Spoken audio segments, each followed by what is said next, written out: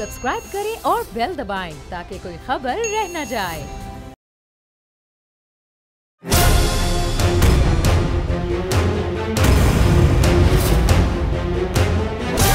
From the Islamabad studios of Bol Network, it's time for Jameel Farooqi on National Debate.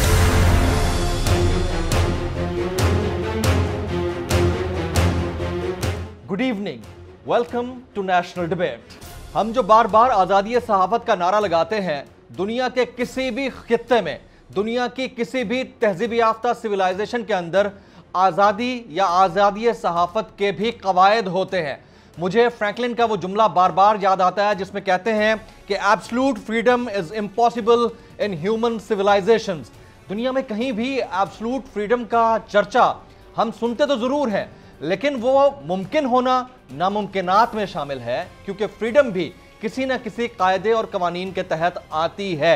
इसी तरह का Franklin का एक और जुमला बड़ा मारूफ हुआ कि there is no law for riches and mites on the planet earth, यानी इस खित्ते या कुर्रे अर्ज के ऊपर रिचेस और माइट्स के लिए यानी ताकतवर लोगों के लिए कोई कानून नहीं होता। वो वक्त के साथ साथ अपनी तमाम तर हैयतें बदलते हैं।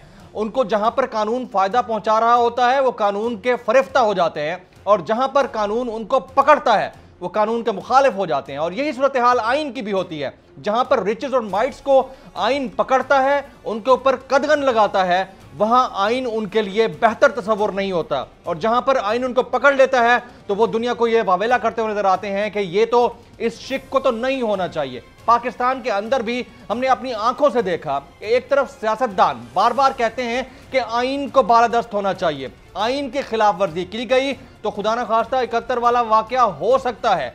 लेकिन वही सियासतदान उन सहाफियों के साथ प्रेस क्लब के बाहर खड़े होते हैं जो कहते हुए दिखाई दे कि हम आइन के आर्टिकल 19 को नहीं मानते। अब आप देखिए कि एक तरफ आप आइन की बालादस्ती की बात करते हैं, दूसरी जानिब उसी आइन की खिलाफ वर्जी या उसके खिलाफ नारे लगाने वालों के साथ हाथ में हाथ मिलाए जंजीर बनाए खड़े होते हैं। तो ये दोहरा मयार है, ये दोगलापन है जो हम पाकिस्तान जैसे थर्ड वर्ल्ड कंट्री की सियासत के अंदर मुसलसल विटनेस करते चले आ रहे हैं। अब बात अगर एब्सोल्यूट फ्रीडम की है तो एब्सोल्यूट फ्रीडम सिर्फ आपको एनिमल सोसाइटीज में तो मिल सकती है, लेकिन ह्यूमन सिविलाइजेशन में इसकी कोई एग्जांपल नहीं मिलती है। Agenda on the national debate पर बात करने से पहले हम बात करेंगे ट्रेंडिंग टुनाइट की। ट्रेंडिंग टुनाइट आज का हमारा हैशटैग है हैशटैग आर्टिकल 19, हैशटैग आर्टिकल 19। मुझे जमील फारूकी कहते हैं। आप मेरा प्रोग्राम नेशनल डिबेट बोल न्यूज पर मुलाहजा करते हैं। ऑन द डिबेट टुनाइट आज के हमारे मौजूद मेहमान हैं सीनियर लीगी रहनुमा जनाब एहसन इकबाल साहब। एहसन इकबाल साहब विजन 2025 के हवाले से अपने दौरे हुकूमत में बहुत मशहूर हुए। एहसन इकबाल साहब पाकिस्तान मुस्लिम लीग नवाज के सेक्रेटरी जनरल भी हैं। मैं पाकिस्तान मुस्लिम लीग नवाज के सीनियर रहनुमा और साबिक वफाकी वज़ीर दाखिला जनाब एहसन इकबाल साहब को प्रोग्राम में खुशामदीद कहता हूँ। सर, आप तशरीफ़ लाए, आपका बहुत बहुत शुक्रिया। गुज़िश्ता दिनों आपका एक बयान बड़ा वायरल हुआ। आपने खिताब करते हुए फरमाया था कि अगर आइन पर अमल दरामद ना हुआ तो 1971 वाला वाक़या या सानिया दोबारा हो सकता है। तो आपको नहीं लगता कि सख्त जुमला था? सख्त नहीं, ये हकीकत पे मबनी है। क्योंकि देखिए, जब पाकिस्तान 1947 में कायम हुआ तो कौन ये कह सकता था कि 25 साल के बाद ये मुल्क दो लख्त हो जाएगा। और हमने पाकिस्तान को आइन के मुताबिक नहीं चलाया, हमने पाकिस्तान में लोगों के वोट की इज़्ज़त नहीं की। और आप देखिए, हमारे साथ वो हादसा हुआ जिसकी इंसानी तारीख़ में कोई मिसाल नहीं मिलती। तारीख़ में जमील साहब पहली दफ़ा किसी मुल्क से उसकी अक्सरियत वॉकआउट कर गई। मशरक़ी पाकिस्तान अक्सरियत में था, वो पाकिस्तान को छोड़ के चला गया कि हमें अक़लियत वोट नहीं दे रही हमें। तो ये एक गैर मामूली वाक़या है और हमें इससे सबक सीखना चाहिए। जो बाकी मानदा पाकिस्तान है, ये भी एक फेडरेशन है, और जो आइन है वो एक कॉन्ट्रैक्ट होता है जो फेडरेटिंग यूनिट्स को आपस में जोड़ता है। और अगर आप उस कॉन्ट्रैक्ट की हुर्मत कायम नहीं रखेंगे तो वो रिश्ता भी बरकरार नहीं रहेगा। बाय एनी मीन्स आप लोग ये चाहते हैं कि आइन पर अमल दरामद हो और आइन की हुर्मत जो है वो कायम रहे ताकि सारे इसके ऊपर राजी रहें। पाकिस्तान की सालमियत, पाकिस्तान की वहदत, पाकिस्तान की मजबूती, पाकिस्तान की तरक्की, पाकिस्तान की खुशहाली, सबका दारो मदार पाकिस्तान में आइन की हुक्मरानी पर है। इसमें तो कोई शक नहीं है, लेकिन फिर आप उन लोगों के साथ क्यों जाकर खड़े होते हैं जो आपके आइन को वायलेट कर रहे होते हैं? Let me give you an example. گزشتہ دنوں پی ڈی ایم اور اس میں پاکستان مسلم لیگ نواز کی سینئر لیڈرشپ ایک صحافی کے گھر پر گئی. تشدد کسی بھی صورت میں ہو بہت غلط ہے, کسی کے ساتھ بھی ہو بہت غلط ہے, اس کو ہمیں اس کی مذمت کرنی چاہیے. لیکن ہیونگ سیڈ دس آل, جو تقاریر وہاں پر ہوئیں نیشنل پریس کلب کے باہر, اس میں آئین کے آرٹیکل 19 کے خلاف نعرے لگے ہیں. پاکستان کا آئین freedom of expression, freedom of association کو بھی گارنٹی کرتا ہے.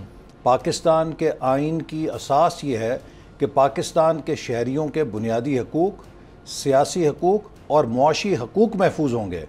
اگر یہ بنیادی اساس محفوظ نہیں ہوگی تو پھر یہاں پر باقی آئین کی عملداری کا تو سوال ہی نہیں پیدا ہوتا.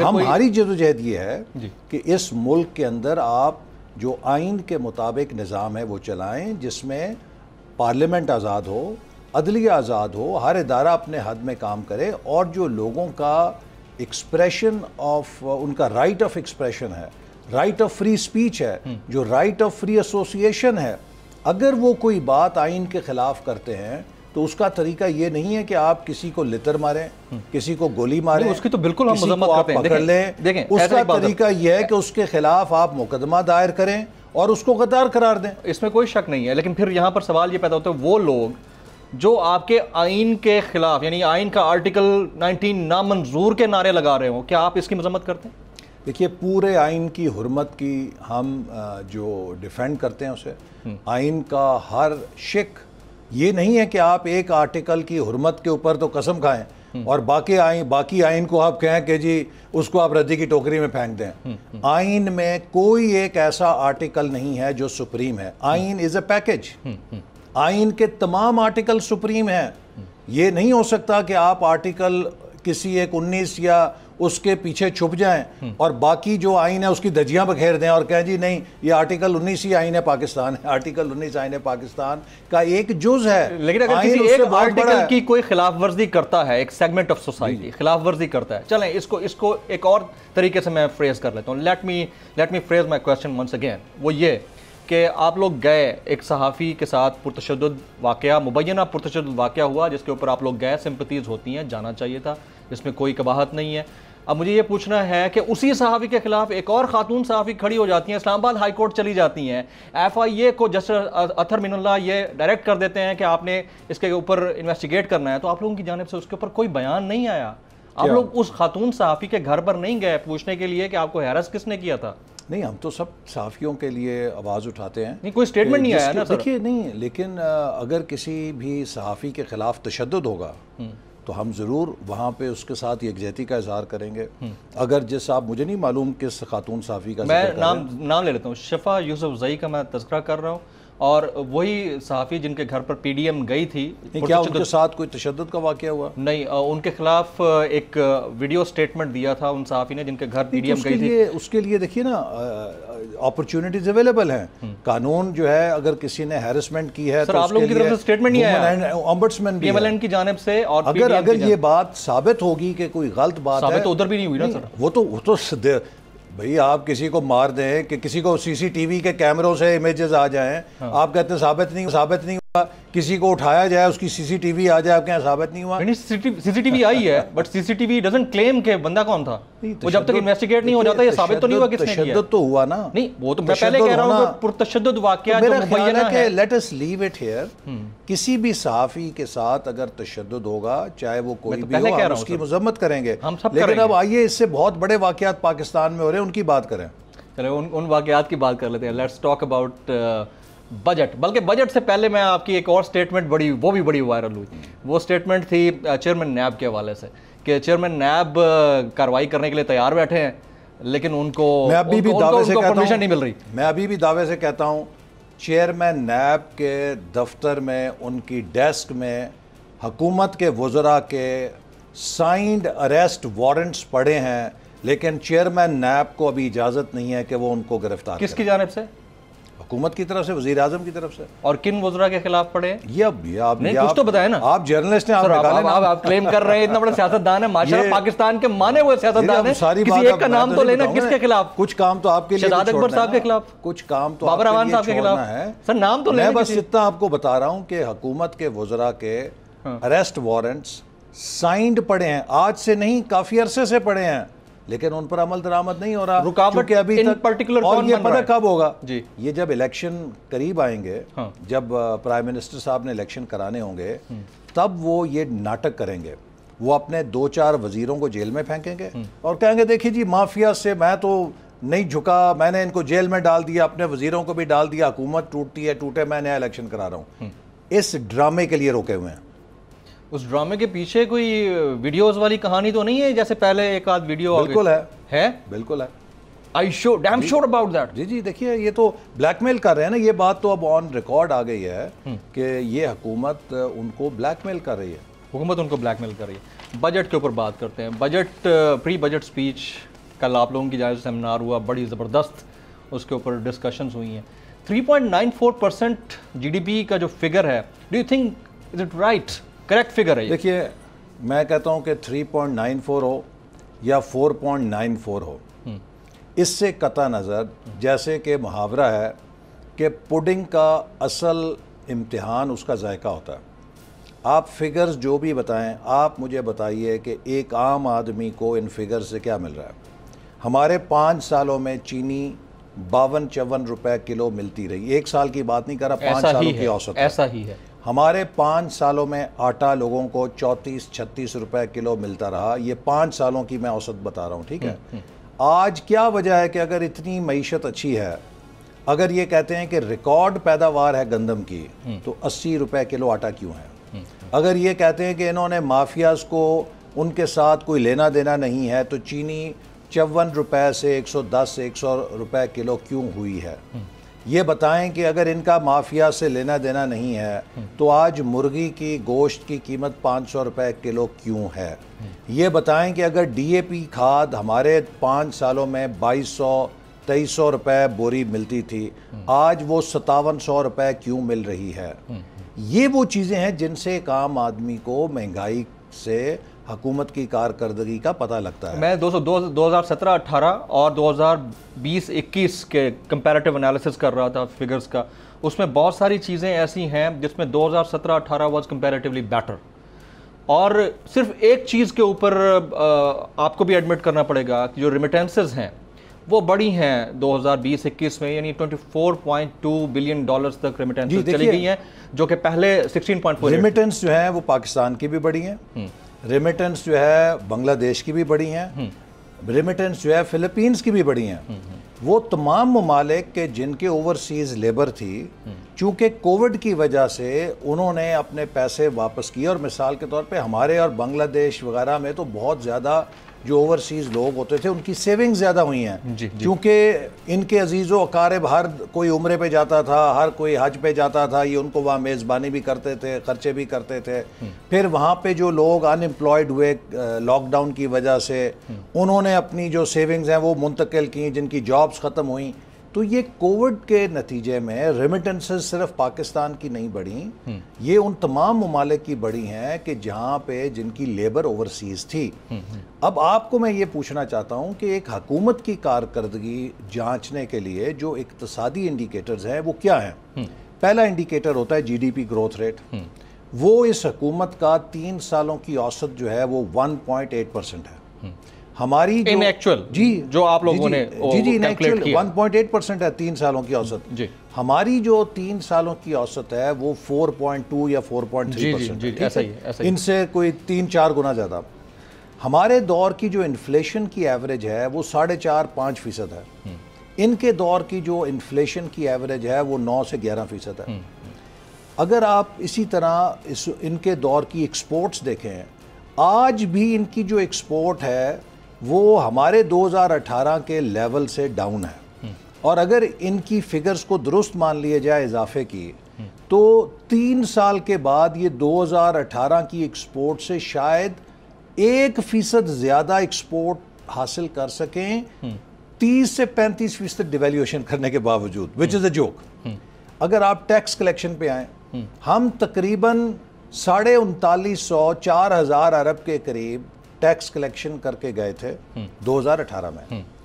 2019 میں اس سے کم تھیں, 2020 میں اس سے کم تھیں, اور اس سال اگر یہ 4000 سے اوپر جائیں گے, 4173 ارب تو یہ بولا ہے پرائم منسٹر, اور 18% کہہ رہے ہیں کہ انکریز ہوا ہے کلیکشن. دیکھیے جو ٹیکس کلیکشن کی اصل امتحان ہے نا, جو اس کا پیمانہ ہے, وہ tax to G D P ratio ہے, کیونکہ آپ کی جی ڈی پی کے تناسب میں آپ نے دیکھنا ہے کہ ٹیکس کلیکشن جو دے رہے ہیں فگرز فرسٹ فگرز ہیں آپ یہ کہہ رہے ہیں, یہ اگر آپ tax to G D P ratio دیکھیں, اس سال we will touch about 9.5% tax to G D P ratio which is lowest, اور ان کا جو اپنا ٹارگٹ تھا وہ تقریباً 11% کے قریب تھا, تو مچ لیس دین دا ٹارگٹ ٹیکس کلیکشن ہے. اگر آپ فورن ڈائریکٹ انویسٹمنٹ دیکھیں وہ 2018 کے مقابلے میں بہت کم ہے, بلکہ 1/3 رہ گئی ہے فورن ڈائریکٹ انویسٹمنٹ پاکستان میں نہیں آ رہی. تو یہ پیمانے ہیں, tax revenue, export, F D I جو حکومت کی کارکردگی سے تعلق ہے, تینوں میں ڈاؤن ہے, آپ کی گروتھ ریٹ نیچے ہے. اب یہ جو کہتے ہیں current account deficit, current account پہ دنیا میں کسی جگہ دنیا کی معیشت کی درجہ بندی نہیں ہوتی. This is no basis of evaluating any economy. جو معیشت کو جانچنے کے پیمانے ہیں وہ ہوتے ہیں گروتھ ریٹ, اس کے اندر کتنی ایف ڈی آئی آ رہی ہے, کتنی وہ ایکسپورٹ کر رہی ہے, کتنے اس کی انفلیشن ہے. یہ جو چیزیں ہیں انویسٹر دیکھتا ہے کسی اکانومی کی ہیلتھ کے لیے, ٹھیک ہے. پاورٹی کتنی ہے وہاں پہ, پاورٹی ہماری 2 کروڑ لوگ اور غریب ہو گئے, ایسا ہی ہے. اچھا اب یہ جو کرنٹ اکاؤنٹ ڈیفیسٹ, ایک یہ بڑا ضروری ہے, کرنٹ اکاؤنٹ ڈیفیسٹ کی جو کہانی یہ بیان کرتے ہیں نا, یہ اگلے دن انہوں نے کہا جی کہ تاریخ کا سب سے بڑا کرنٹ اکاؤنٹ ڈیفیسٹ تھا. بالکل تھا, اور ہونا چاہیے تھا اس لیے کہ ہم نے تاریخ کی سب سے بڑی انویسٹمنٹ کی انفراسٹرکچر کے اندر. 11,000 میگا واٹ بجلی کے منصوبے 4 سالوں میں لگے, جبکہ 67 سالوں میں 18,000 لگی تھی بجلی.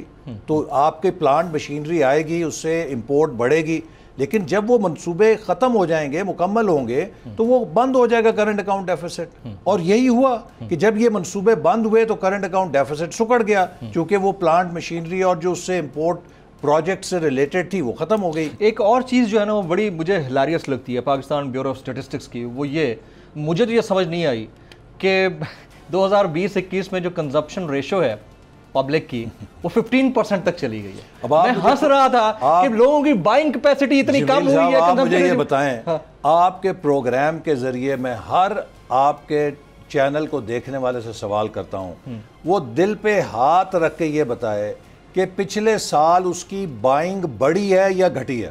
تو صاف نظر آ رہا ہے لوگوں کی قوت خرید کم ہو گئی ہے, بائنگ کیپیسٹی اور یہ 15% کہہ رہے ہیں کنزمپشن ہو گئی ہے, انکریز اس میں بتا رہے ہیں اتنی.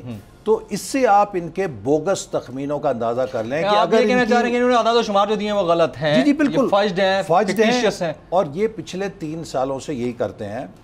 بجٹ جو ہے وہ اپنی حقیقت کھو بیٹھا ہے. یہ فرضی نمبر لے کر آتے ہیں تاکہ بجٹ کے اندر دے لوگ گوٹ. جو ہی بجٹ ختم ہوتا ہے 10 دن کے بعد آرڈیننس آ جاتا ہے, اس سے یہ کبھی بجلی کی نرخ بدل دیتے ہیں, کبھی یہ گیس کے نرخ بدل دیتے ہیں, کبھی یہ پیٹرولیم کے ذریعے ٹیکس لیوی کا رد و بدل کر دیتے ہیں. سارا سال منی بجٹ آتے ہیں. ابھی سیشن سے پہلے ابھی جھگڑا چل رہا ہے یہ ہمارا, انہوں نے صدر صاحب نے آرڈیننس کے ذریعے 700 ارب روپے کی ٹیکسیشن کر دی ہے. کوئی نظیر نہیں ملتی اس کی. حالانکہ یہ کہہ رہے ہیں کہ ہم آئی ایم ایف کی کسی تجویز کو نہیں مانیں گے, جو بھی ہوگا ہم ڈائریکٹ کریں گے. آج آئی ایم ایف کی ڈکٹیشن کے اوپر انہوں نے آئین کا کھلواڑا کر دیا. آئین یہ کہتا ہے کہ منی بل شیل اوریجنیٹ ان نیشنل اسمبلی, کہ جب بھی کوئی آپ ٹیکس کے اندر رد و بدل کریں گے تو اس کا بل نیشنل اسمبلی سے اوریجنیٹ کرے گا, آپ اس کو آرڈیننس کے ذریعے نہیں کر سکتے. وفاق کا ہو یا پنجاب کا ہو, آپ لوگ بجٹ پاس ہونے دیں گے؟ ذرا اپوزیشن کے تو ہاتھ میں نہیں ہوتا, لیکن پھر بھی ہم مزاحمت کریں گے. اور اگر انہوں نے مزید ٹیکسوں کا بوجھ ڈالا اور عوام دشمنی پہ مبنی کوئی ایسی تجاویز ہوئی, ایسا بوجھ ہوا جو عوام کے لیے ناقابل برداشت ہوگا, ہم پوری اس کے ساتھ مزاحمت کریں گے, اور پوری اپوزیشن مل کے کرے گی, اور نان پی ڈی ایم سب مل کے کریں گے انشاءاللہ. پیپلز پارٹی بھی شامل ہوگی. جی بالکل. اس پہ کنسنسس ہے آپ لوگوں کا؟ بالکل اس پہ کنسنسس ہے ہمارا. لیکن پی ڈی ایم کے اوپر تو کنسنسس نہیں ہے نا. نہیں, پی ڈی ایم کی جو جماعتیں ہیں ان میں کنسنسس ہے 8 جماعتوں میں. پیپلز پارٹی اپنی فری ول کے ساتھ گئی ہے, اور وہ کہتے ہیں کہ ہم دوبارہ دلچسپی نہیں رکھتے آنے کے لیے, ان کی چوائس ہے. لیکن جہاں تک پارلیمنٹ کے اندر اپوزیشن کا تعلق ہے, ہم مل کر ان کے بجٹ کے مقابلہ کریں گے. مولانا صاحب, کیونکہ پی ڈی ایم کی بات چل نکلی ہے, بجٹ کی بات ہو گئی, مولانا صاحب فرما رہے ہیں کہ ہم ایک مرتبہ پھر انتخابی اتحاد کی صورت میں ابھر سکتے ہیں؟ یعنی پاکستان ڈیموکریٹک موومنٹ ابھی بھی توقعات وابستہ ہیں؟ دیکھیے میں تو پہلے کہہ چکا ہوں اور آپ کے پروگرام میں بھی شاید کہا تھا کہ پیپلز پارٹی اگر ہمیں چھوڑ گئی ہے تو وہ ایک ضرور سیٹ بیک ہے، لیکن اس کے اندر ایک اپرچونٹی ہے کہ اگر پی ڈی ایم ایک انتخابی اتحاد بن گئی تو یہ چاروں صوبوں کے اندر ایک فارمیڈیبل فورس بنے گی اور ایک ایسی مضبوط قوت بنے گی جس کا کوئی مقابلہ نہیں کر سکے گا۔ یہ کب تک ہو سکتا ہے؟ انتخابات سے پہلے؟ جی آنے دیجئے الیکشن۔ ہاں لیکن وہ پھر الیکشن قریب آتے آتے پھر وہی چیزیں ہو جاتی ہیں نا، ایک ادھر چلا جاتا ہے، ایک ادھر چلا جاتا ہے، ایک ادھر چلا جاتا ہے۔ پیپلز پارٹی کی آن بورڈ یہ جو جماعتیں ہیں ان کے اندر کافی یکسوئی ہے اور یہ انشاءاللہ تعالی مل کر اپنے ایجنڈے کی کامیابی کے لیے اگلے انتخابات میں بہت اپنی مربوط حکمت عملی کے ساتھ اتریں گی اور انشاءاللہ تعالی کامیاب ہوں گی۔ پیپلز پارٹی اور اے این پی کے واپسی کے چانسز میں سمجھتا ہوں کہ اب اس پہ بات کرنے کی ضرورت نہیں ہے، وہ ہسٹری ہے۔ شہباز شریف صاحب باہر ہیں، باہر جانا چاہ رہے تھے، ان کی پرواز رکی، پاکستان کے اندر ہیں، لیکن وہ مسلسل مفاہمت کی بات کر رہے ہیں سر۔ تو کوئی برائی نہیں ہے ویسے، اس میں قباحت بھی نہیں ہے اگر ایک شخص کسی طور اپنے اینڈ پہ مفاہمت کی بات کرتا ہے، چاہے وہ حکومت کے ساتھ ہی کیوں نہ ہو، تو اس کو اپریشیٹ کرنا چاہیے۔ کیا یہ بیانیہ نون لیگ، پوری نون لیگ کا بیانیہ ہے یا میاں شہباز شریف صاحب کا اپنا بیانیہ ہے؟ پاکستان مسلم لیگ نون کا بیانیہ بہت واضح ہے۔ وہ کیا؟ اگر یہ ملک آئین پہ چلے گا جی، اور کوئی بھی ملک کو آئین پہ چلانے کے لیے راضی ہوگا تو مفاہمت ہے۔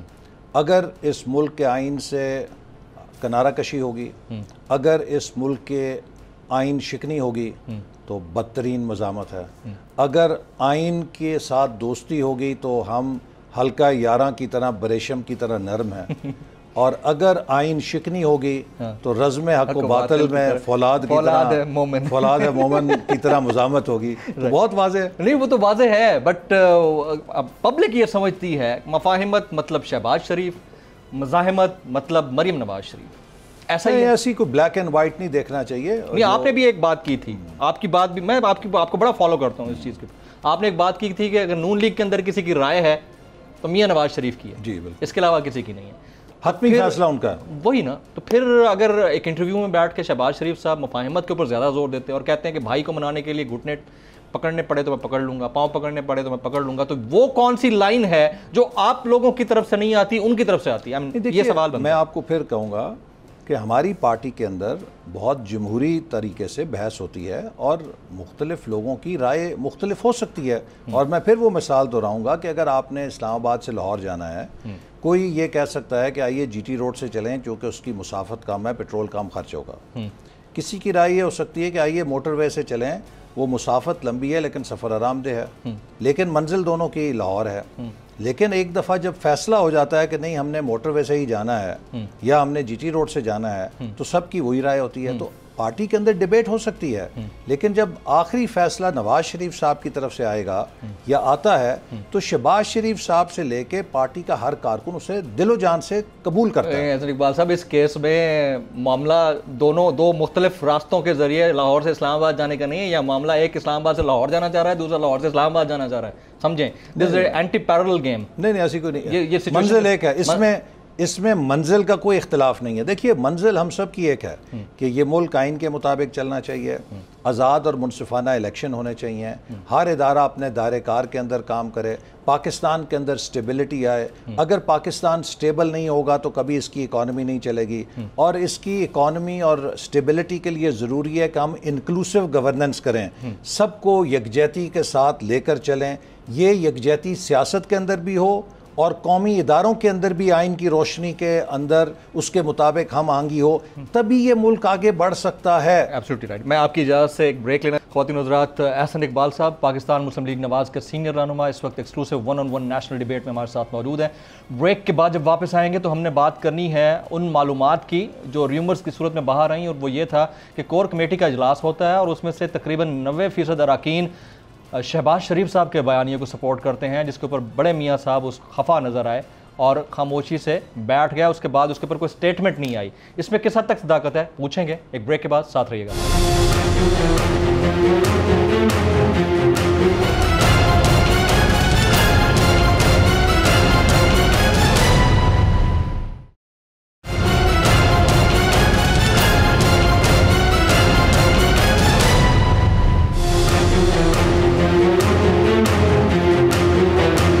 Welcome back. पाकिस्तान मुस्लिम लीग नवाज के सीनियर रहनुमा साबिक वफाकी वज़ीर दाखिला एहसन इकबाल साहब आज इस 1-on-1 एक्सक्लूसिव नेशनल डिबेट में हमारे स्टूडियोज़ में मौजूद हैं। Again very warm welcome sir. Sir अब पूछना ये है कि आप लोगों की पार्टी का कोर इजलास होता है, कोर कमेटी का इजलास होता है और उसमें इतलात ये हैं, आप इसको कंफर्म करेंगे कि 90% जो है वो शहबाज शरीफ साहब के मफाहमती बयानिया के साथ खड़े थे और बाकी ने मुखालफत की। तो आपको लगता है कि ऐसा कुछ हुआ है? देखिए, हमारी किसी कोर कमेटी के इजलास में ऐसा ना कोई रेफरेंडम हुआ है, नहीं रेफरेंडम नहीं, कोई वोटिंग हुई है, वोटिंग नहीं होती, ना ऐसी कोई राय आई है। पूरी पार्टी इस वक्त नवाज शरीफ साहब के और मुस्लिम लीग नून के बयानिए पर मुत्तफिक है। आप मुझे बताइए ना कि क्यों कर पार्टी में इस पर कंट्रोवर्सी होगी? आज तक जो हमारा बयानिया है लोग तो उसके साथ अब शामिल हो रहे हैं। क्या डस्का में हम नहीं जीते? क्या वज़ीराबाद में हम नहीं जीते? कराची में जीते? क्या खुशाब में हम नहीं जीते? क्या नौशहरा में हम नहीं जीते? क्या कराची में हम नहीं कामयाब हुए?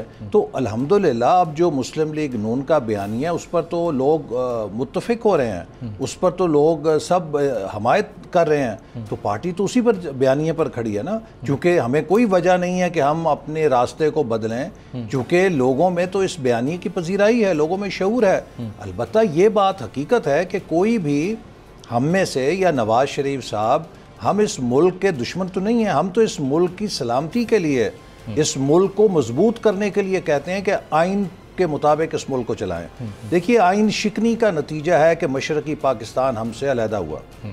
अगर हम आइन शिकनी की रवायत तर्क नहीं करेंगे तो खुदा ना खास्ता पाकिस्तान के वफाक को मज़ीद नुकसान हो सकता है। मैं दोबारा ये बात कहूँगा, अगर हमारे दिलों में इस मुल्क की मोहब्बत है तो हमें अपनी अना से निकलना होगा, हमें अपने इदारा जाती मफाद से निकलना होगा, हमें कौमी मफाद के अंदर इस मुल्क को दोबारा मजबूत करने के लिए आइन के अंदर रहते हुए अपने अपने किरदार पे आपने अभी फरमाया कि आप लोग ज़िमनी इंतख़ाबात में मुख्तलिफ जगहों से जीत रहे हैं और ये स्टेटिस्टिक्स हैं हम सबके सामने।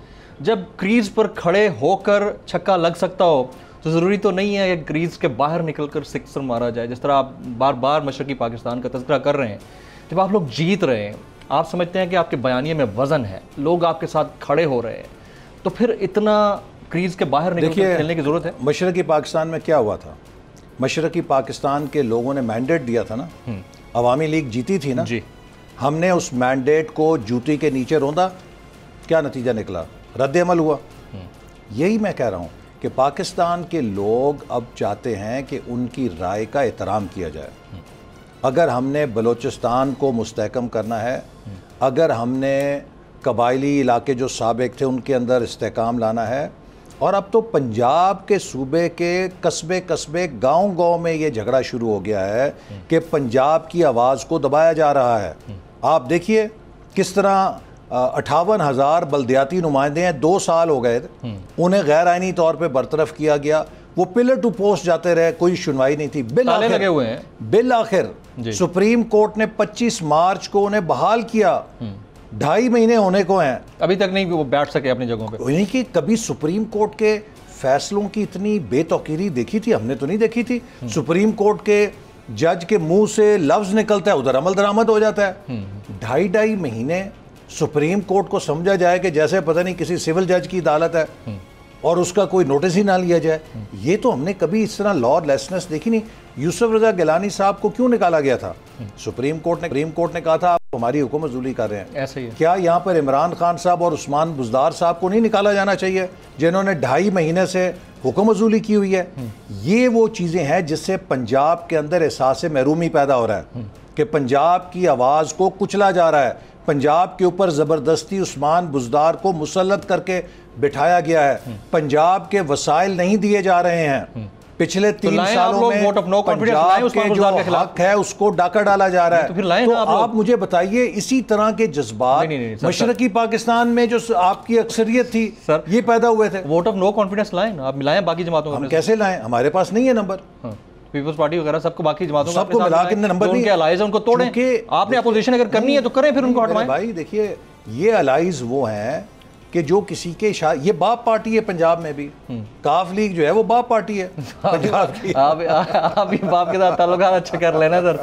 مسئلہ ذرا یہ تعلقات اچھے ہوئے نہیں ہوئے. ہمارے سب سے اچھے تعلقات ہیں، کسی سے برے نہیں ہیں. دیکھیں برے کبھی تھے بھی نہیں. دیکھیے میں آپ کو پھر بتاؤں، پاکستانی اسٹیبلشمنٹ اور فوج کا بھی یہی مفاد ہے کہ یہ ملک آئین کے مطابق چلے. آپ نے کبھی یہ سنا ہے کسی ملک کے اندر اس کی انٹیلیجنس ایجنسی کو زندہ باد یا مردہ باد ہو؟ آپ نے کبھی کسی ملک کے اندر سنا ہے کہ اس کی فوج کے بارے میں زندہ باد یا مردہ باد ہو؟ صرف زندہ باد ہوتی ہے. ہم بھی یہ چاہتے ہیں کہ ہمارے جو سیکیورٹی کے ادارے ہیں ان کے لیے صرف زندہ باد ہونی چاہیے، اور انہیں کسی ایک سیاسی جماعت کے ساتھ نہیں نتھی ہونا چاہیے.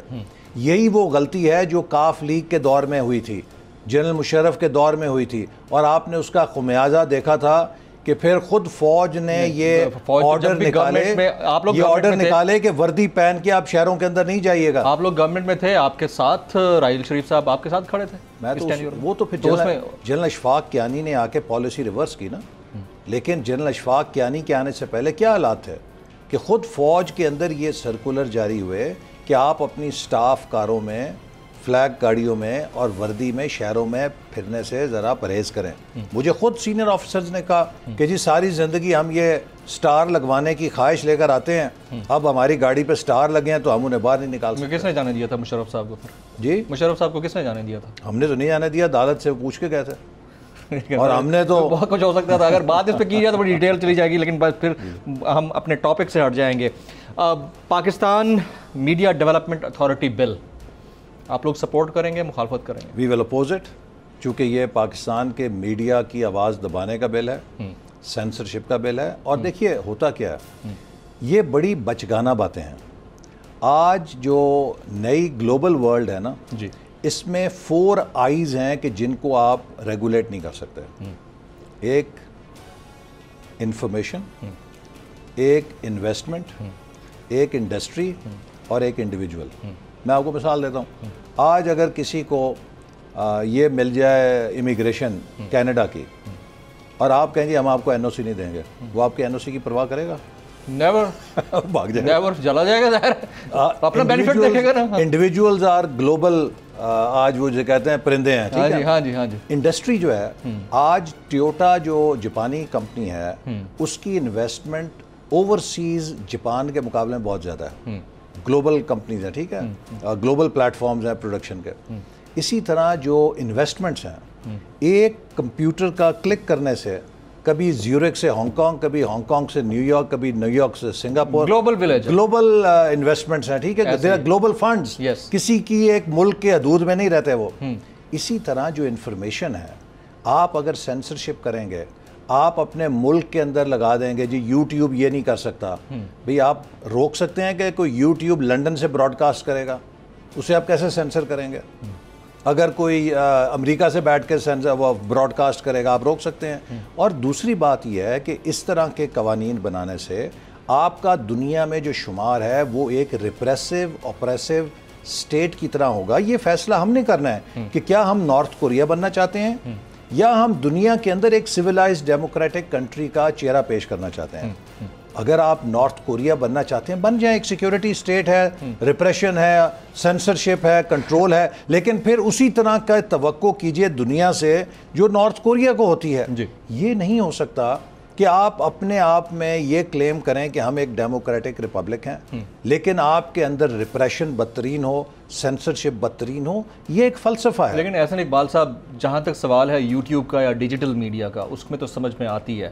بٹ تھنگ از کہ جب آپ سویلائزڈ ورلڈ کی بات کرتے ہیں یا سوسائٹی کی بات کرتے ہیں تو آپ پر لا آف دا لینڈ بھی اپلائی ہوتے ہیں، چاہے وہ انفارمیشن کا معاملہ کیوں نہ ہو. لا آف دا لینڈ کے بغیر آپ نہیں چل سکتے. اس لیے کانسٹیٹیوشن کوئی ہوتی ہیں شکیں جس کو آپ کو فالو کرنا ہوتا ہے، چاہے امریکہ میں چلے جائیں، کسی ملک میں چلے جائیں. پاکستان میں دیکھیں وہ ایک الگ میٹر ہے. دیکھیے میں آپ کو پھر بتاؤں گا، آپ نئی نسل کو اور نئے زمانے کو قانون سے نہیں جکڑ سکتے. یہ وہ ٹیکنالوجی کی ریولوشن ہے، انفارمیشن ریولوشن ہے، اس کو آپ کو امبریس کرنا پڑے گا اور آپ کو اپنے طرز عمل کو بدلنا پڑے گا. آپ اس ریولوشن کو نہیں روک سکتے. یہ جو 20ویں اور 19ویں صدی کا مائنڈ سیٹ ہے، اس کو نکال کے پھینکنا پڑے گا. یہ جو 5th جنریشن وارفیئر ہے جمیل، اس کو آئیڈیاز کے ساتھ لڑا جاتا ہے، اس کو بندوقوں کے ساتھ لتر مار کے بندے اٹھا کے نہیں لڑا جاتا۔ آپ یہ مانتے ہیں نا کہ 5th جنریشن وارفیئر ہے؟ یہ دس از اے ویری سوفسٹیکیٹڈ، آپ مانتے ہیں نا اس کو انڈورس کرتے ہیں؟ تو پھر جب یہ 5th جنریشن بولتے ہیں کہ میں آپ کو بتاؤں مس یوز ہو رہے ہیں، میں آپ کو یہ بھی بتاؤں وہ صحیح ہے یا غلط ہے؟ 5th جنریشن وارفیئر کا سب سے بڑا نشانہ کون بنا ہوا ہے اس وقت ملک میں؟ کون؟ نہ سیاستدان، نہ میڈیا، ہماری اسٹیبلشمنٹ۔ اور میں اس پہ ڈیبیٹ کر سکتا ہوں کہ ہماری اسٹیبلشمنٹ اس وقت سب سے بڑی نشانہ ہے 5th جنریشن وارفیئر کی۔ اس لیے نہیں، کس کی وجہ سے ہے؟ اس لیے کس کی وجہ سے ہے؟ اس کو ایسے اقدامات پہ ابھارا جاتا ہے جس سے خود اس کا مفاد خلاف ہو، جس سے ملک کے اندر سی پیک ڈسرپٹ ہو، اور اس کو اور اس کے عوام کے درمیان دوری پیدا کی جائے۔ کون لوگ لہٰذا نہیں سر، کون لوگ مس یوز ہو رہے ہیں؟ کون لوگ مس یوز ہو رہے ہیں جس کی وجہ سے اسٹیبلشمنٹ یا انوٹنگلی ہماری اسٹیبلشمنٹ اس راستے پہ چل رہی ہے جو راستہ پاکستان کے دشمن اس کو چلانا چاہیے۔ ہماری اسٹیبلشمنٹ کا اسی میں بھلا ہے، ملک کا اس میں بھلا ہے کہ ہماری اسٹیبلشمنٹ اپنے لوگوں سے ٹکرائے نہ، وہ لوگوں کے ساتھ جڑے، وہ آئین کے ساتھ نہ ٹکرائے، وہ آئین کے ساتھ جڑے، وہ آزادی رائے کے ساتھ ٹکرائے نہ، وہ اس کے ساتھ جڑے۔ اسی میں اس کا بھلا ہے اور اسی میں اس کی طاقت ہے۔ تو یہ جو ریپریسو میجرز ہیں یہ ایک اولڈ مائنڈ سیٹ کو ظاہر کرتے ہیں۔ We have to embrace reparation یا آپریشن کو چھوڑ دیں۔ ویسے مجھے یہ بتائیں، کیا دنیا کے کسی خطے میں ہم ایکسپیکٹ کر سکتے ہیں کہ ایبسلیوٹ فریڈم ہو؟ دیکھیے آخر کسی قانون کے تحت چلے گا، قانون کے مطابق چلنا چاہیے نا، ایسا ہے۔ آپ مجھے بتائیے کہ یہ ایبسلیوٹ فریڈم جو ہے یہ سیاست دانوں کے خلاف تو اس کی کوئی حد نہیں ہونی چاہیے کہ ان کے خلاف آپ جھوٹے مقدمے بنائیں، ان کی آپ کردار کشی کریں، آپ ان کی ایسی تیسی کر دیں۔ میں آپ کو ایک مثال دیتا ہوں جس میں آپ لوگ بھی شریک تھے۔ کیا الیکشن سے پہلے یہ خبر نہیں چلائی گئی کہ نواز شریف نے 20 ارب ڈالر کی بھارت میں سرمایہ کاری کی ہے اور نیب اس کی انکوائری کر رہا ہے؟ چلتی رہی ہے۔ مجھے بتائیے کدھر ہے اس کی رپورٹ؟ یہ آپ جاتے ہیں نا، آپ کے ادارے باقی تو موجود ہیں نا، پوچھتے ہیں نا، عدلیہ جاتے ہیں۔ یہ سپانسرڈ ہے نا کام سارا۔ یہ آپ یعنی کہ آپ سیاست دانوں کو غدار بنانے کے لیے جھوٹی خبریں چلا دیں، اس کی کوئی باز پرس نہیں ہے۔ اور اگر کسی ادارے کے سیاسی کردار کے اوپر کوئی سوال اٹھائے تو وہ آرٹیکل 19 کی خلاف ورزی ہے۔ معاف کیجئے، اس طرح آئین نہیں چلتے۔ جی تو احسن اقبال صاحب ہمارے ساتھ موجود ہیں، لیکن یہاں وقت ہوا ایک بریک کا، ساتھ رہیے گا ہمارے۔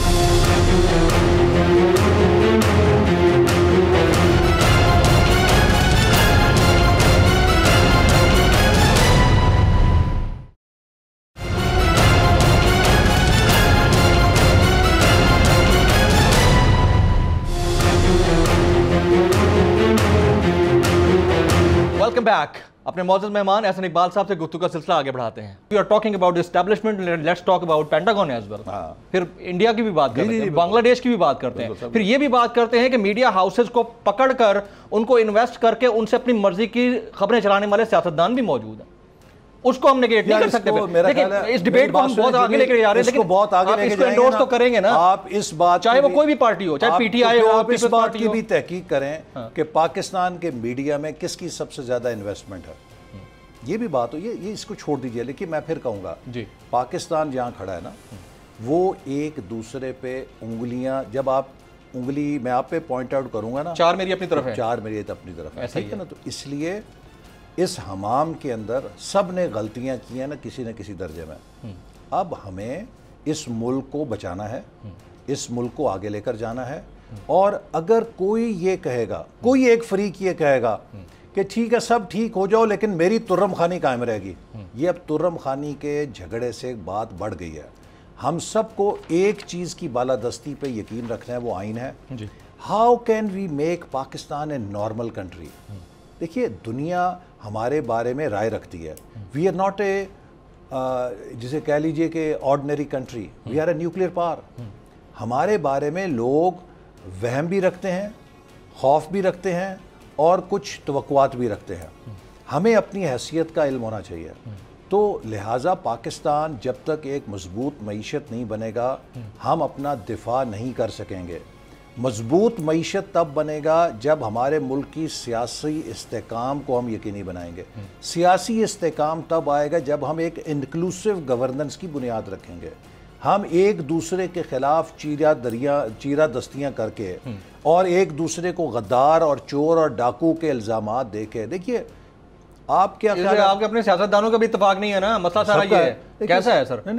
آپ چند پارٹی کو ایک ساتھ بٹھا نہیں پاتے. نہیں ہم سب اپوزیشن, آپ دیکھیں آپ کی طرف سب کی نظریں, پی ایم ایل این کی طرف سب کی نظریں. اس کی وجہ ہے کہ آپ لوگوں نے جو باتیں کی ہیں, جس طرح سے آپ لوگ فرنٹ فٹ پہ کھیلے ہیں, پوری پبلک آپ کی طرف دیکھ رہی ہے, لیکن آپ 4 پارٹیاں اپنے ساتھ نہیں ملا پاتے. میں آپ کو پھر ایک بہت بڑی بات کر کے جا رہا ہوں جی.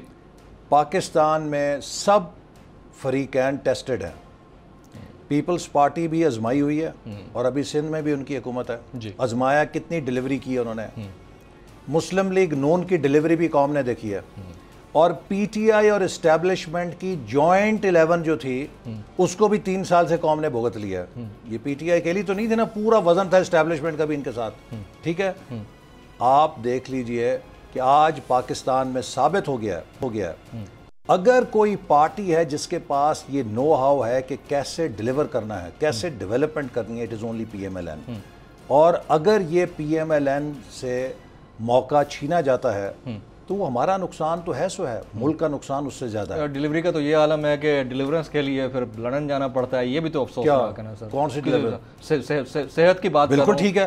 آپ مجھے آپ بتائیے, اگر آپ شہباز صاحب جلا وطن تھے اور اس جلا وطنی میں ان کا کینسر ڈائیگنوز ہوا اور وہ مجبور ہوئے کہ جلا وطنی میں بیرون ملک علاج کرائیں, کیا ان کا یہ حق نہیں ہے کہ جس معالج نے ان کے کینسر کی ٹریٹمنٹ کی اسی کو وہ کنسلٹ کریں؟ آپ مجھے بتائیے کہ کیا پاکستان میں بھی ہو سکتا ہے؟ نہیں. ہاں, تو آپ جنرل مشرف صاحب کے 11 سال 9 سال میں کوئی ایک ہسپتال فوجی سی ایم ایچ نہیں بن سکا جس میں ان کا یہاں علاج ہو سکے.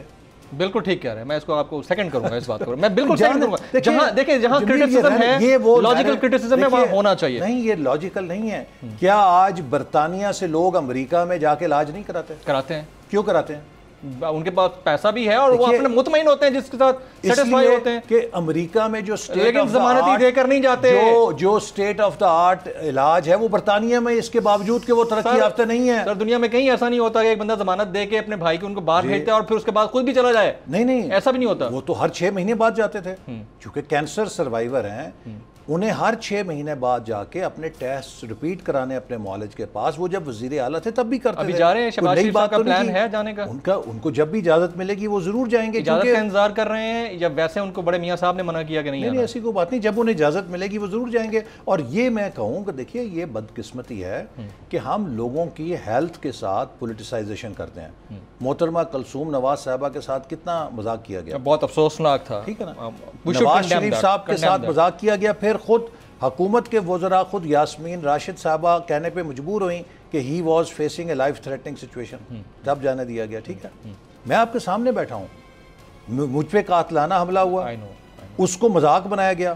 نیب کے اندر جب میں ابھی گرفتار ہوا اور میں اس سے 3 دن پہلے میں نے سرجری کی تھی تاکہ وہ سارا میٹل یہاں سے نکلے جو میرے ڈالا گیا تھا, تو چونکہ 3 دن پہلے میجر سرجری ہوئی تھی, اس کے سٹچز تھے, تو وہاں پہ میرے آتا تھا سٹچز کو صاف کرنے کے لیے پولی کلینک سے جو ڈسپینسر, وہ اس نے پٹی کو کہتا سر یہ تے بڑا بڑا زخم ہے, اسی تے وہ سوشل میڈیا تے سنے اسی کہ ڈرامہ ہے سارا.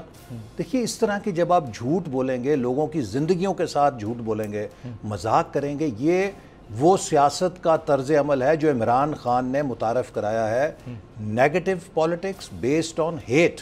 اس کے جو فالوورز ہیں نا, ان کے دماغ میں اتنا زہر گھول دیا ہے کہ وہ بیچارے کچھ اور دیکھنے کی صلاحیت ہی نہیں. میں اکثر جب سوشل میڈیا پہ دیکھتا ہوں نا, غلیظ ترین گالیاں دینے والے, یہ بندہ یار ہے کون ذرا, وہ میں حیران رہتا ہوں. وہ کوئی اکاؤنٹنٹ نظر آتا ہے, کوئی وہ سافٹ ویئر انجینئر ہوتا ہے, کوئی فن لینڈ میں بیٹھا ہے, کوئی اسٹاک ہوم میں بیٹھا ہے, کوئی برطانیہ میں بیٹھا ہے. پڑھے لکھے پی ٹی آئی کے لوگوں کو جاہل ترین اندھے نفرت کرنے والے لوگوں میں تبدیل کر دیا. یہ ایک سپورٹس مین لیڈر کا کمال ہے جس کو سپورٹس مین شپ سکھانی چاہیے تھی. احسن اقبال صاحب, یہ گجرانوالا, وہ کہتے ہیں چوچو کی ملیاں, ادھر بیٹھے ہوئے بھی ہمارے جو پی ایم ایل این کی سوشل میڈیا بریگیڈ ہے نا, وہ بھی کمی نہیں کرتے. ویسے میں نے دیکھا ہے وہ بھی نہیں چھوڑتے کسی کو. ہم نے مسلسل اپنے میں نے ایز سیکرٹری جنرل کئی دفعہ کہا ہے کہ we have to show difference, اور کوئی P M L N social media team کا بندہ کسی کے ساتھ نہ گالی گلوچ کرے, نہ غیر اخلاقی زبان استعمال کرے, چونکہ ہماری سیاست ہے وہ نفرت پہ بیسڈ نہیں ہے، ہماری سیاست ڈیولپمنٹ پہ بیسڈ ہے، ہمارے پاس اپنا پازیٹیو میسج ہے، ہمارے پاس اپنا ویژن ہے جس کے اوپر ہم سیاست کرتے ہیں۔ یہ جس شخص کا ویژن آری ہو، جس کو پتہ ہی نہ ہو کہ میں نے کرنا کیا ہے، وہ پھر یہ نیگیٹو پالیٹکس کرتے ہیں۔ اور یہ ٹرمپ، مودی اور عمران خان یہ ایک ہی قبیلے کے لوگ ہیں جنہوں نے ہیٹ کے اوپر اپنی میجورٹی فالوئنگ پیدا کی ہے۔ ٹرمپ بھی رونا رو رہے تھے مجھے کیوں نکالا، مودی صاحب بھی رونا رو رہے ہیں انٹرنیشنل اسٹیبلشمنٹ کے، عمران بھی جلد رونے والے ہیں، نواز شریف صاحب بھی رو رہے ہیں لندن میں بیٹھے، عمران بھی جلد رونے والے ہیں۔ یہ تو آپ زیادہ بہتر جانتے ہیں۔ یہ جو دیکھیے یہ ایک فیشن آیا تھا دنیا میں، یہ ایک طرز سیاست آیا تھا، نفرت کے اوپر اپنی کانسٹیٹوئنسی کریٹ کرو، لیکن اس سے جو سوسائٹی کے اندر بگاڑ پیدا ہوا نا، سوسائٹی کے اندر رسپانس بھی اب آ رہا ہے کہ یہ ہمیں بیمار کر رہا ہے، اس طرز سیاست کو متروک کرو۔ ٹرمپ صاحب بھی چلے گئے ہیں، مودی کے خلاف بھی رد عمل آ رہا ہے، اور عنقریب آپ دیکھیں گے کہ عمران خان صاحب کا فینومینا بھی اپنی موت مر جائے گا، چونکہ جھوٹ کے ساتھ آپ زیادہ چورن نہیں بیچ سکتے۔ عجیب طرز سیاست میں دیکھ رہا ہوتا ہوں سر کہ وہ آپ لوگوں کی جانب سے، مختلف پولیٹیشینز کی جانب سے، پی ایم ایل این اور پی ڈی ایم سے وابستہ، وہ پی ٹی آئی میں سے ٹی نکلنے پر دھمالیں ڈال رہے ہوتے ہیں، اور ادھر پی ڈی ایم میں سے پی نکلنے پر دھمالیں ڈالی جا رہی ہیں۔ ہمیں تو کوئی کسی کا المیہ ہے، اس سے بڑا المیہ نہیں ہو سکتا۔ ہماری سیاست میں پھر کہوں گا پازیٹیو ہے، ہماری سیاست ڈیولپمنٹ کی ہے۔ اگر آپ نے ہماری سیاست کا ویژن پڑھنا ہے، جائیے آج بھی ویژن 2025 کا ڈاکومنٹ پڑھیے، جس میں آپ کو پتہ چلے گا کہ ہم نے پاکستان کے لیے کیا روڈ میپ بنایا تھا۔ میں سوال کرتا ہوں کہ 3 سال ہو گئے اس حکومت کو، ہم نے 12واں 5 سالہ منصوبہ جو 18 سے 23 تک تھا، اس کا مکمل فریم ورک بنا کے ان کے لیے چھوڑا تھا کہ اس کو جو بھی ٹھیک کرنا ہے کر کے جا رہے۔ 3 سال میں یہ 5 ایئر پلان نہیں بنا سکے۔ This is first time, probably second time Pakistan میں، ایک 70s میں نان پلان ایرا تھا، یہ سیکنڈ ٹائم ہے کہ نان پلان ایرا ہے۔ پاکستان کا کوئی ڈیولپمنٹ پلان نہیں ہے، کوئی ڈیولپمنٹ فریم ورک نہیں ہے، اٹکل پچو کے اوپر حکومت چل رہی ہے۔ اٹکل پچو ایک نیا آپ مجھے جملہ دے کے جا رہے ہیں، یہ اصطلاح سوشل میڈیا پر سپر وائرل ہونے جا رہی ہے سر۔ جے کے ٹی سے نون لیگ کا رابطہ ہوا؟ ہاں جی، نہیں ہمارا کوئی رابطہ نہیں، کوئی رابطہ نہیں ہے۔ فیوچر پلانز میں بجٹ مسترد کرانے یا دیگر معاملات کے اوپر پی ٹی آئی کا اندرونی معاملہ ہے، اور وہ آپ اس کو بیرونی معاملہ کروانے میں کامیاب نہیں ہو سکے۔ نہیں، وہ دیکھیے وہ جب خود کہتے ہیں کہ ہم پی ٹی آئی سے ہیں اور ہم عمران خان کے ساتھ ہیں، وہ خود کہہ رہے ہیں، تو ہم پھر ایسے ہی جا کے وہاں پر بن بلائے مہمان تو نہیں بن سکتے نا، اور ہم کسی ناپائیدار شاخ کے اوپر اپنا گھونسلہ نہیں بنا سکتے کہ وہ شاخ بھی گر جائے اور ہمارا گھونسلہ بھی گر جائے۔ ہم پائیدار بنیادوں کے اوپر اپنی سیاست کرتے ہیں۔ یہ تو بڑی اچھی بات ہے، لیکن جس وقت ادھر گھونسلہ بنا رہے تھے گڑی خدا بخش میں ناپائیدار شاخ کے اوپر، تو تھوڑا سا سوچنا چاہیے تھا۔ حکومت کی سیاست تو نہیں تھی نا۔ اگر کوئی بھی پارٹی یہ کہے گی ہم آئین کی جدوجہد میں شریک ہونا چاہتے ہیں تو ہم اس کو ویلکم کریں گے۔ ہم نے پی ڈی ایم میں پیپلز پارٹی کے ساتھ کوئی انتخابی اتحاد تو نہیں کیا تھا، وہ تو ایک بڑے مقصد کے لیے اتحاد تھا، اور اگر وہ چھوڑ گئے ہیں ہمیں اس کا افسوس ہے۔ اس سے یقیناً انہوں نے اپوزیشن کے کاز کو کمزور کیا ہے، لیکن ان کی مرضی ہے، وہ ایک آزاد پارٹی ہیں، وہ اپنی سیاست خود کر سکتے ہیں، لیکن ہم اپنے موقف پہ ڈٹے ہوئے ہیں، اور انشاءاللہ تعالی ہم پاکستان کو، ہم کسی سے لڑتے نہیں ہیں، ہم کسی کو نیچا نہیں دکھانا چاہتے، ہم پاکستان کو آئین کے مطابق ایک مضبوط ملک بنانا چاہتے ہیں۔ جو کچھ 72 سال میں ہوتا رہا ہے ہم اس کو ختم کرنا چاہتے ہیں۔ اگر وہی ہوتا رہے گا تو مستقبل کے 72 سال بھی ویسے ہی ضائع ہو جائیں گے، لہٰذا اب ہمیں ایک نئی بنیاد پہ اس ملک کو کھڑا کرنا ہے تاکہ جمہوریت مستحکم ہو، معیشت مضبوط ہو، اور دفاع ناقابل تسخیر ہو۔ ایبسلیوٹلی رائٹ جناب احسن اقبال صاحب، پاکستان مسلم لیگ نواز کے سینئر رہنما، سابق وفاقی وزیر داخلہ، بڑی فرنٹ فیس اور کہہ سکتے ہیں کہ very known face of Pakistan Muslim League Nawaz, اور ان چند لوگوں میں سے جن کے پاس ویژن ہے اور حقیقت میں ہے۔ بہت کم اینکر ہیں جو اس بات کی تعریف بھی کرتے ہوں گے اور تصدیق بھی کرتے ہوں گے، تو میں بہت کم ایسے لوگوں کے ساتھ اٹھتا بیٹھتا ہوں جن سے مجھے ذاتی طور پر اس بات کے اوپر تشفی ہوتی ہے کہ یہ صاحب جو بول رہے ہیں یہ فیکٹس اینڈ فگرز کے ساتھ آنے والی نسلوں کے لیے بول رہے ہیں۔ اس ایج میں چیزیں آ بھی جاتی ہیں اور ویژن ڈیولپ بھی ہوتا ہے۔ احسن اقبال صاحب تشریف لانے کا بہت بہت شکریہ۔ خواتین و حضرات، آج کے نیشنل ڈیبیٹ سے اتنا ہے۔ جمیل فاروق کو اجازت دیجیے۔